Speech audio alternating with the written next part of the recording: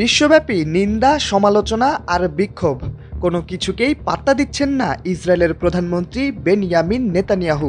তার রক্তপিপাসা যেন দিনকে দিন বেড়েই চলেছে। একের পর এক হামলায় বাড়ছে মৃত্যুর মিছিল, স্বজনদের আহাজারিতে গাজার বাতাসে এখন শ্বাস নেওয়া কঠিন।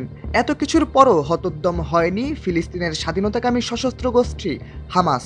শক্তিশালী ইসরায়েলের বিরুদ্ধে প্রতিরোধ করে তুলছে তারা। এদিকে নির্বিচার হামলার জন্য ট্রাম্পের প্রশাসনকে দুষছে হামাস। এক বিবৃতিতে এই হামলাকে ফিলিস্তিনি নির্মূল যুদ্ধ হিসেবে আখ্যা দিয়েছে গোষ্ঠীটি।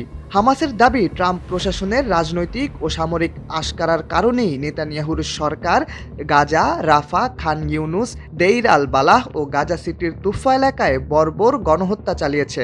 এই গণহত্যার জন্য মার্কিন প্রেসিডেন্ট ডোনাল্ড ট্রাম্প সরাসরি দায়ী। বিবৃতিতে হত্যাযজ্ঞ বন্ধে জরুরি পদক্ষেপ নেওয়ার জন্য ইউনিসেফের প্রতি আহ্বান জানিয়েছে হামাস। একই সঙ্গে তারা আরব ও ইসলামী দেশগুলো এবং আন্তর্জাতিক সম্প্রদায়ের প্রতি আহ্বান জানিয়েছে যে যেন তারা এই নির্মূল অভিযানের বিরুদ্ধে সুস্পষ্ট ও কার্যকর পদক্ষেপ নেয়। এদিকে বর্বর হামলার মধ্যেও পাল্টা প্রতিরোধ হিসেবে ইসরায়েলি ভূখণ্ডে অন্তত 10টি রকেট নিক্ষেপ করেছে হামাস।